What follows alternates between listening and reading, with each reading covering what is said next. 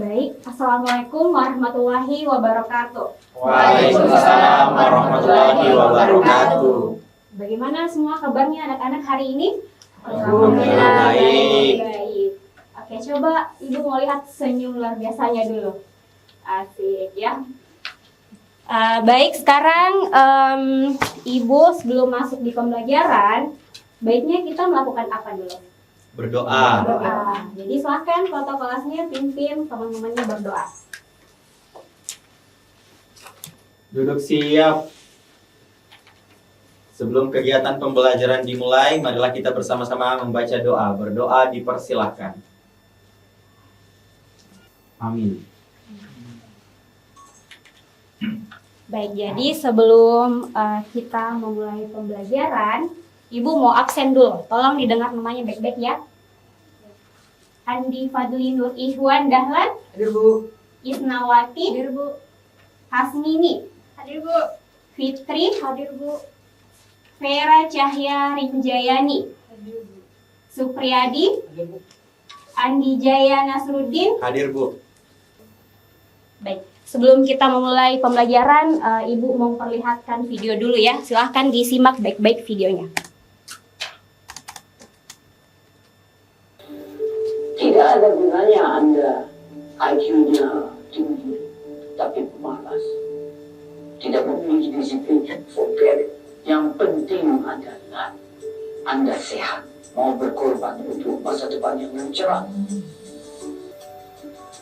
Saya mampu membuat sipil positif.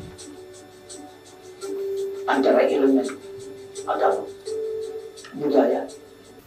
Nah, oke ya. Itu tadi video yang Ibu tampilkan. Siapa yang tadi videonya?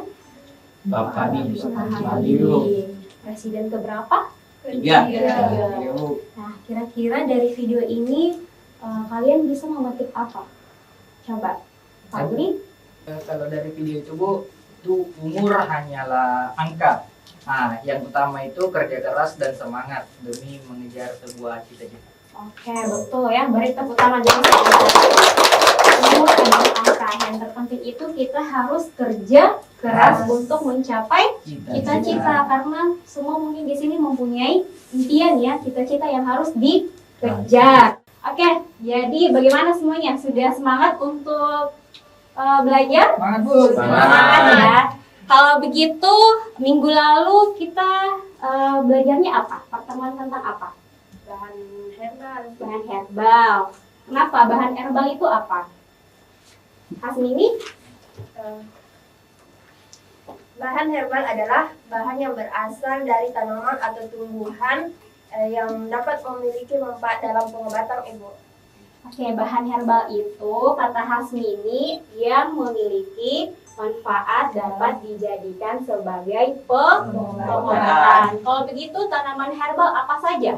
Yang termasuk itu bagian dari tanamannya itu ada akar, ada batang, ada kulit kayu, ada biji, ada buah, ada umbi dan bagian tanaman lainnya. Oke, ya betul sekali. Tepuk tangan dulu sama Hasmini.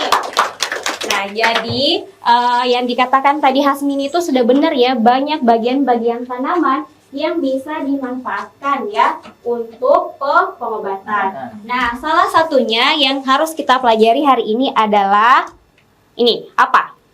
Pengolahan hasil perkebunan tanaman rempah. Oke, jadi tujuan pembelajaran kita hari ini itu untuk mengidentifikasi jenis tanaman rempah.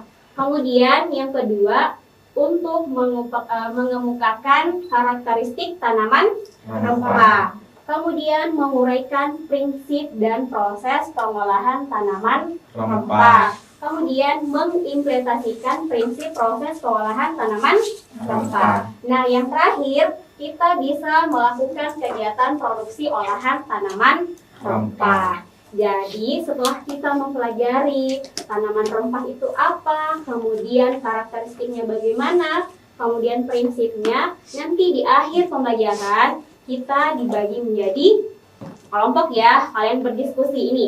Melakukan kegiatan produksi olahan tanaman rempah. Rempah. Jadi nanti anak-anakku sekalian akan membuat produk dari tanaman rempah. Oke. Pernah dengar rempah? Nah, Isna, apa itu rempah?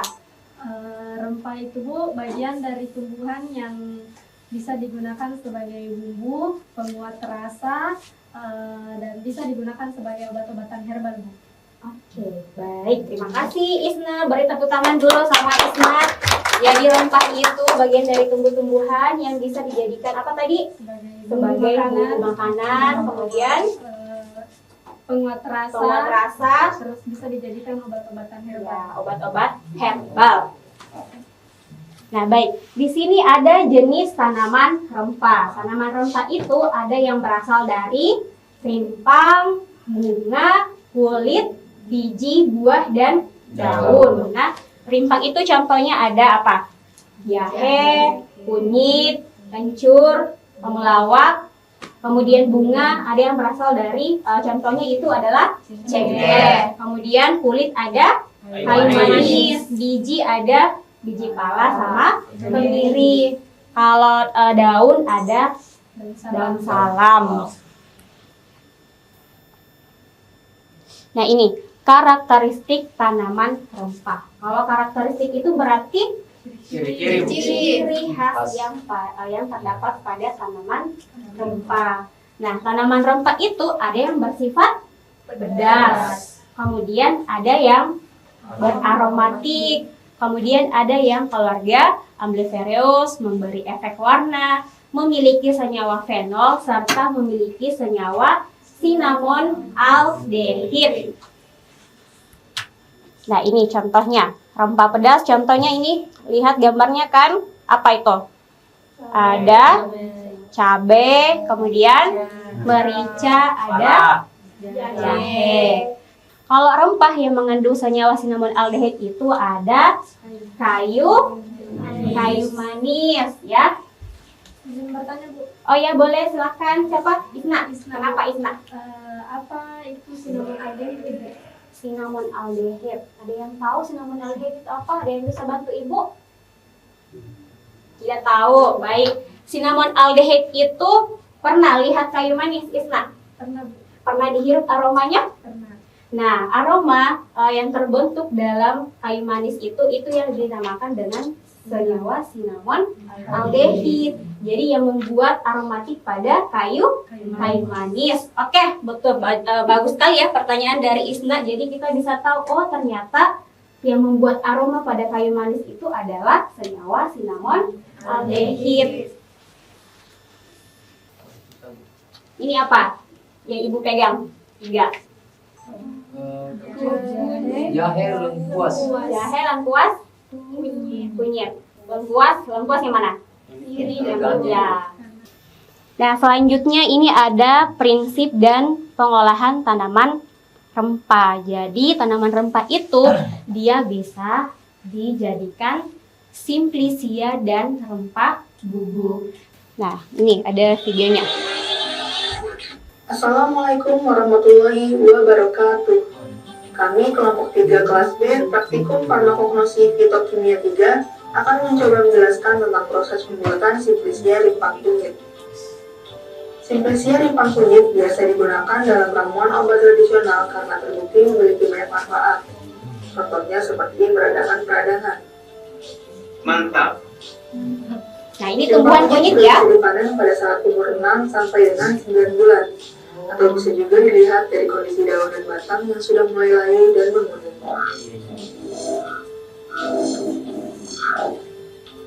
Tahap pembuatan simplicia diawali dengan sortasi basah. Ini dilakukan untuk memisahkan kotoran-kotoran seperti tanah atau kerikil yang menempel pada rimpang.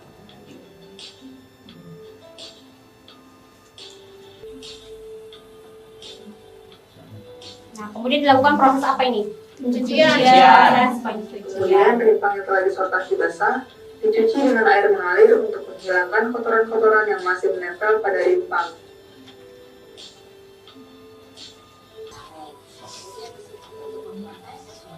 Rimpang yang telah dirajang diletakkan di atas wadah pengeringan.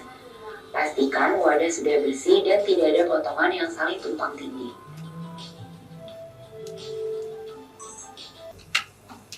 Oke, jadi itu tadi ya, ada beberapa video tentang bagaimana proses pembuatan simplisia dan proses pembuatan rempah. Baik, selanjutnya sesuai yang Ibu katakan dari awal bahwa kita akan membuat kelompok ya, kalian akan berdiskusi.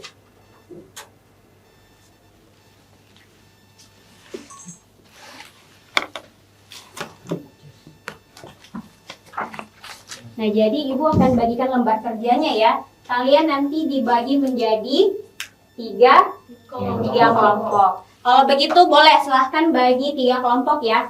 Nanti setelah pembagian kelompok Ibu jelaskan apa yang harus kalian kerjakan.